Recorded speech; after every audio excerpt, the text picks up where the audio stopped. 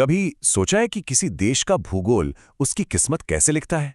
देखिए, भारत के मामले में इसकी जमीन, इसके पहाड़ और इसका समुद्र ये सिर्फ नक्शे पर बनी लकीरें नहीं हैं, बल्कि ये हजारों साल की हमारी कहानी गढ़ते आए हैं। तो आइए इस कहानी को परत दर परत खोलते हैं। आज हम एक बहुत ही रोमांचक सफर पर निकलने वाले हैं। हम देखेंगे कि दुनिया के नक्शे पर भारत की असल जगह है कहाँ, इसका विशाल आकार कितना मायने रखता है, वो कौन सी अदृश्य रेखाएं हैं जो यहाँ के मौसम और समय को तय करती हैं, हिंद महासागर में भारत की क्या भूमिका है, और आखिर में हम इसके पड़ोसी देशों से भी मिलेंगे। तो चलिए शुरुआत करते हैं सबसे बुनियादी सवाल से। दुनिया के इतने बड़े नक्शे पर भारत आखिर है कहाँ? सबसे पहली और सबसे जरूरी बात, भारत पूरी तरह से उत्तरी गोलार्ध में है। मतलब ये भूमध्य रेखा यानी कि इक्वेटर के उत्तर में पड़ता है। कह सकते हैं कि दुनिया के नक्शे पर ये इसका पहला एड्रेस है। अब जरा इन नंबर्स पर गौर कीजिए। उत्तर में 37 डिग्री 6 मिनट से लेकर दक्षिण में 8 डिग्री 4 मिनट अक्षांश तक, और पश्चिम में 68 डिग्री 7 मिनट से लेकर पूर्व में 97 डिग्री 25 मिनट देशांतर तक। ये सिर्फ अंक नहीं है, बल्कि ये दुनिया के नक्शे पर भारत का एकदम सटीक पता है। तो हमने भारत की लोकेशन तो जान ली, लेकिन ये कितना बड़ा है? जब हम इसके पैमाने को देखते हैं तब इसकी विशालता का सही अंदाजा होता है। भारत का कुल क्षेत्रफल है 32.8 लाख वर्ग किलोमीटर। अब ये सुनने में एक बड़ा नंबर लगता है, पर इसे ऐसे समझिए कि ये फ्रांस से लगभग 6 गुना बड़ा है। ये दुनिया के कुल जमीनी हिस्से का 2.4% है। अब 2.4% सुनने में शायद छोटा लगे, है ना? लेकिन यही 2.4% भारत को दुनिया के सबसे बड़े देशों में से एक बनाता है। और ये देखिए, ये बार चार्ट इस बात को और भी साफ कर देता है। रूस, कनाडा, अमेरिका, चीन, ब्राजील और ऑस्ट्रेलिया के बाद भारत एरिया के हिसाब से दुनिया का 7वां सबसे बड़ा देश है। इस विशाल आकार में करीब 15,200 किलोमीटर की तो जमीनी सीमा है, और द्वीपों को मिलाकर 7,516.6 किलोमीटर की एक अविश्वसनीय रूप से लंबी समुद्री तटरेखा भी शामिल है।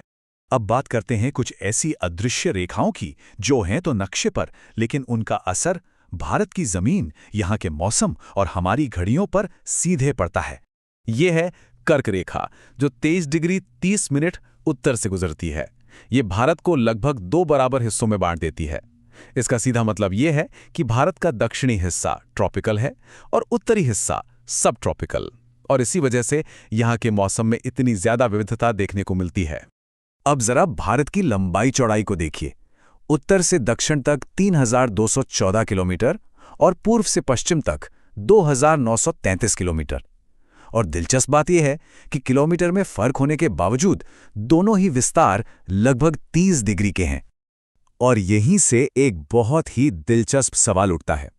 30 डिग्री के देशांतरीय विस्तार का मतलब है कि जब अरुणाचल प्रदेश में सूरज उगता है, उस वक्त गुजरात में अभी भी अंधेरा होता है, लगभग 2 घंटे का फर्क। तो फिर हम सबकी घड़ियों में एक ही समय कैसे होता है? तो उस 2 घंटे के अंतर का समाधान क्या है? जवाब है ये लाइन, भारत की मानक मध्याह्न रेखा, जो 82 डिग्री 30 मिनट पूर्व देशांतर पर है।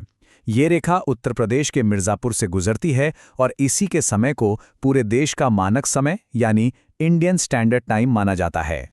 चलिए अब भारत के अंदरूनी ज्योग्राफी से थोड़ा बाहर निकलते हैं और दुनिया में इसकी अहम भूमिका पर नजर डालते हैं, खास तौर पर हिंद महासागर में। इस नक्शे को देखिए जरा। भारत हिंद महासागर के बिल्कुल सिर पर बैठा है, पूर्व और पश्चिम एशिया के एकदम बीचों बीच। ये सिर्फ एक लोकेशन नहीं है, ये एक जबरदस्त रणनीतिक फायदा है। सदियों तक भारत पहाड़ों के दर्रों से, जमीनी रास्तों से दुनिया से जुड़ा रहा, जबकि विशाल समुद्र एक तरह की रुकावट बने रहे। लेकिन फिर 1869 में सुएज नहर खुली, जिसने भारत और यूरोप के बीच की दूरी को सीधे सीधे 7,000 किलोमीटर कम कर दिया, और यहीं से समुद्री व्यापार का एक नया दौर शुरू हुआ। और ये जो कोट है ना, ये इस बात को एकदम सही तरीके से बताता है। हिंद महासागर पर किसी भी दूसरे देश की इतनी लंबी तटरेखा नहीं है जितनी भारत की है।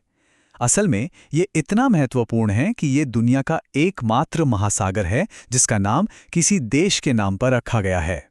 तो चलिए अब दुनिया के मैप से जूम इन करके भारत के पड़ोस में चलते हैं। इस पॉलिटिकल मैप को देखिए। इससे हमें भारत के पड़ोस की एक बिल्कुल साफ तस्वीर मिलती है। ये कई देशों से घिरा हुआ है जिनके साथ हमारे गहरे भौगोलिक और ऐतिहासिक रिश्ते हैं। चलिए इसे और भी साफ साफ समझते हैं। अगर हम उत्तर पश्चिम में देखें तो भारत पाकिस्तान और अफगानिस्तान के साथ ज़मीनी सीमाएं शेयर करता है।